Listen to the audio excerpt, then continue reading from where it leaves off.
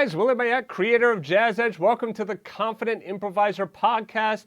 This is episode number 50. 50 episodes now, and I got a special treat for you today. Today, I am going to show you this pro-sounding blues piano improvisation.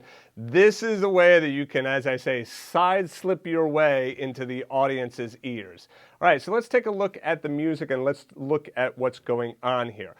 If you would like to grab the sheet music for this lesson, just go ahead back to jazzedge.com/tritone or check out the card that just popped up on your screen there. All right, so the music here. All right, so if you've been following the last few podcast episodes, we talked about tritones, tritone substitutions in episode 44, 45, 46. In 47, 48, 49, we've been talking about the blues and talking about adding in those tritones and also the bell tones. Well, now this is kind of a culmination of that, and you can see that now we're starting to bring in that side-slipping technique.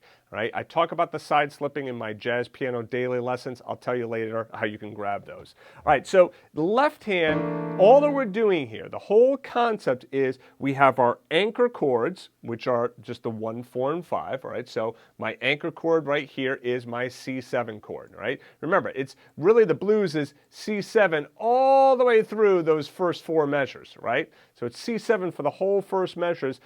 For the whole first 4 measures on this. So really that anchor chord is going to be that C7 chord.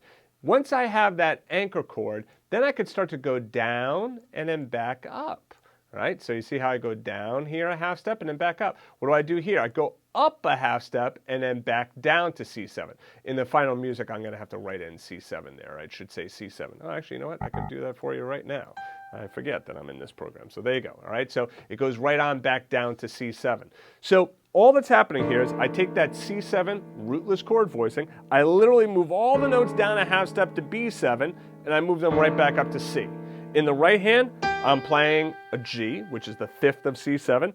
Again, all I do is move all of those notes right back down and then back up. Now, something to pay attention to is look at what I wrote in the music. I didn't write it in on all of the 8th notes, but I did on the first couple here so you could see it. Notice this right here. See that articulation? See how there's a line over the B7 and there's a dot over the C7. That line means that you hold out that 8th note for its full value, and dot means you play it staccato. So you get this kind of sound. Versus, see how it's not sticky at the end there? I kind of bounce off of that.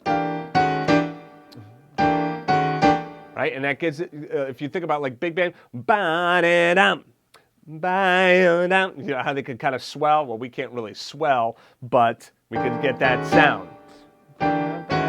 And you can kind of get that faux swell, and the swell is when it gets louder at the end, by just increasing the volume here at the very end. So it's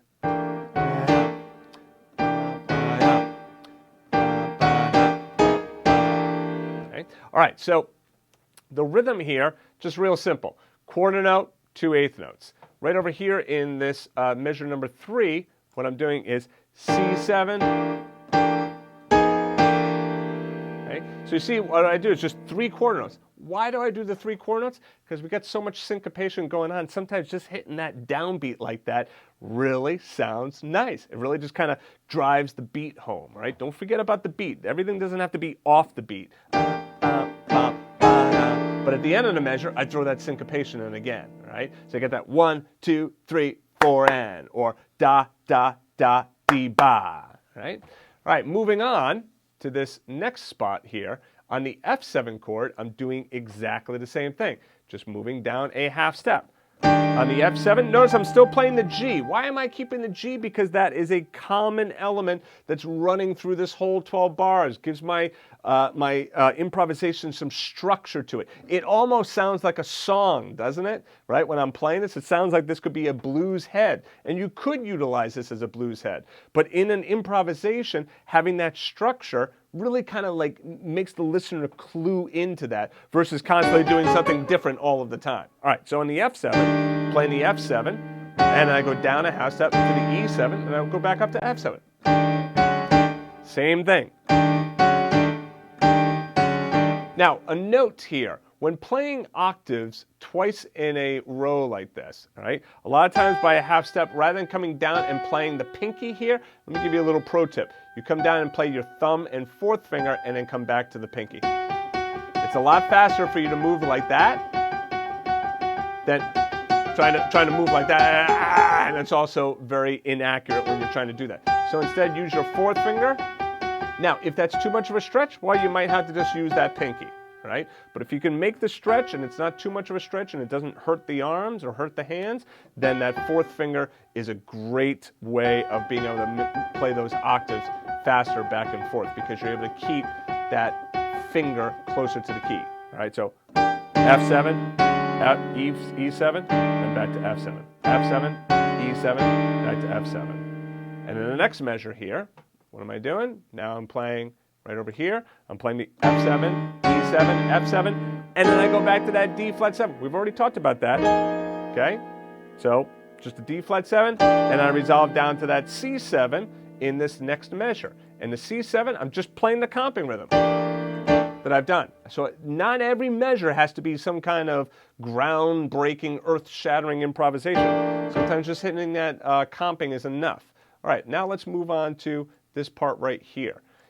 So then we have the C7 again to the B7, and then we bring in the A flat, and then roll the G, G flat down to the F, right, and then back, and then back to D flat. Okay, so these measures are pretty much the same that we've already done.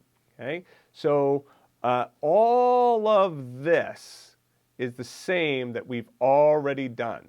Okay, all of this stuff in the boxes here is the same that we've already done. Nothing has changed there. And then finally, what do we do here at the end? We bring in that C7 to B7 again, and then go up to D flat 7, back to C. Okay? All right, so now what I'm going to do is I'm going to play it along with the backing track. Okay? Again, I'll try and make this so you could kind of see it. I know it's very small. If you want to be able to get the printed sheet music and a nice PDF file that you can download, yours free of charge, okay? Just go ahead back to jazzedge.com/tritone, right? Just get jazzedge.com/tritone, or like I said, check out the card that popped up in the video. You can follow that link as well. All right, so what I'm going to do is I'm going to put the band track on 100. I'm using iReal Pro. You also get this iReal Pro file as well by going back to jazzedge.com/tritone. All right, so let's play this.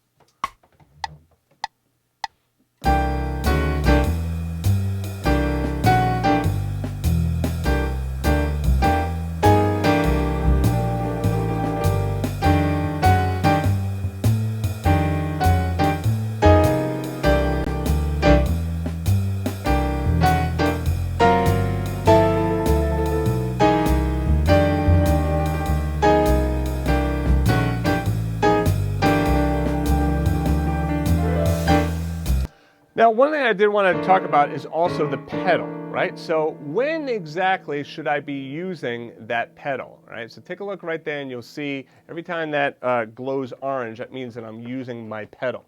So when should I use my pedal? A lot of times I'll use it when I'm rolling those chords. I'll kind of hold that down because it kind of helps it to all blend together. You might notice like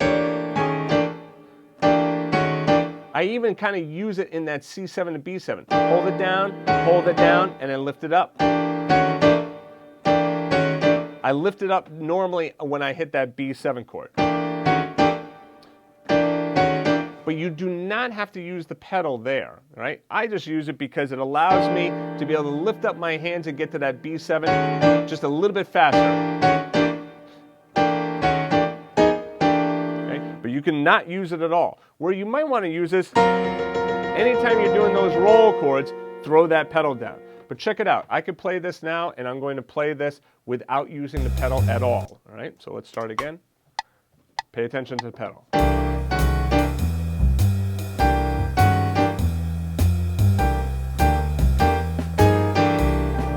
Pedal when I roll.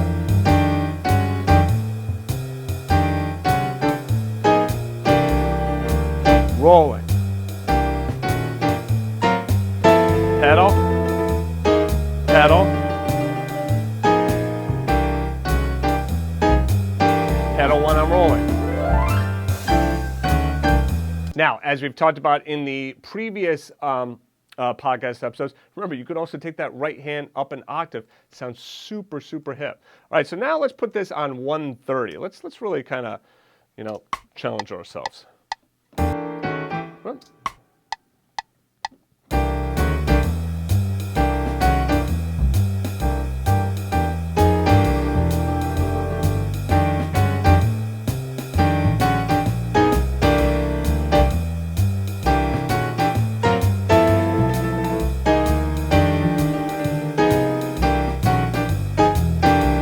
Bring it up an octave. Yeah.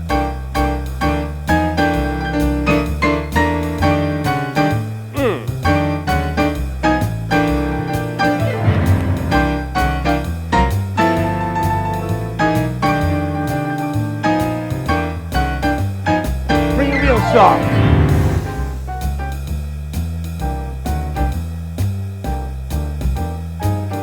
Change the dynamic, right?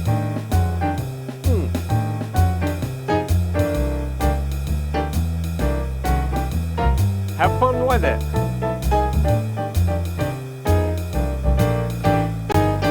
Bring the dynamics up.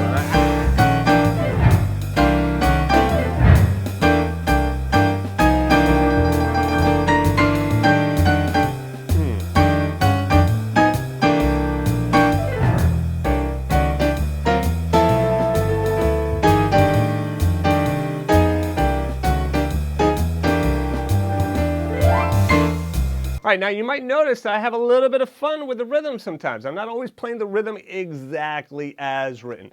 I think we understand why. This is jazz, it's blues, it's improvisation. We want to have some fun with it, okay? But you can play that rhythm exactly as written, and it sounds beautiful, right? This is a pro sound right here. You play this on the bandstand, you go to a jam session or something, you play this kind of stuff, you're going to turn heads, all right? This would be a great ending to your solo as well. So what you could do is, let's say that I end up going through and I'm going to improvise over the blues. So let me just go ahead and improvise over the blues. I'm just going to play straight rootless chords in the left hand, C7, F7, G7, nothing fancy. I'm just going to use my minor pentatonic blues scale in there in the right hand, all right? So the first time through, I'm going to improvise just using the single note, but then notice how I can go into it in the second time, all right? Now, the other thing I want to also notice, you notice how I bring in some of this stuff, all right? Notice how I'm using my open palm to kind of go up. Sometimes I'll go the other way, use the back of my nail to do that, all right? Okay, I can do that as well. I can kind of open up and just kind of like follow down. So that these grace notes like this.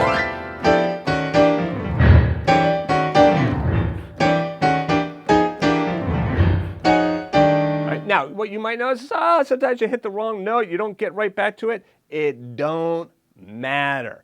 It's the blues. That's not to say that the blues is inaccurate or that you're always playing wrong notes. No. Obviously, we want to try and get it.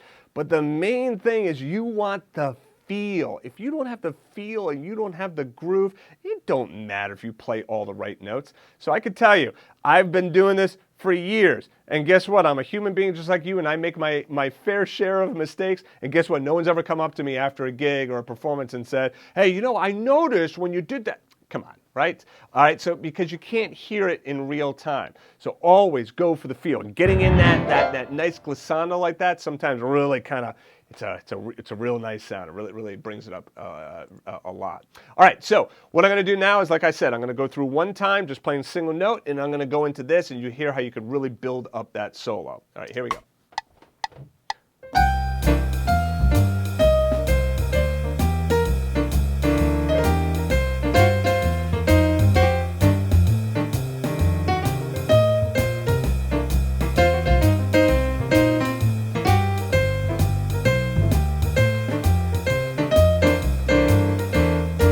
Start to build it up.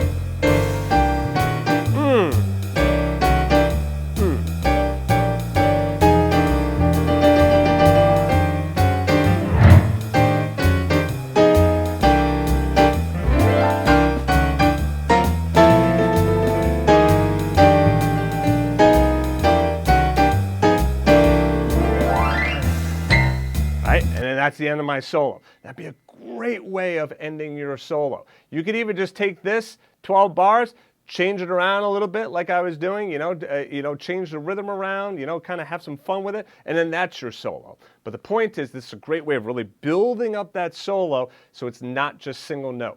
Last thing I'm going to tell you, another little pro tip is, stuff like this is great when you're playing with a loud band. Right? There are many different players that I play with, many different circumstances, many different gigs. Some of them are nice and soft and sensitive.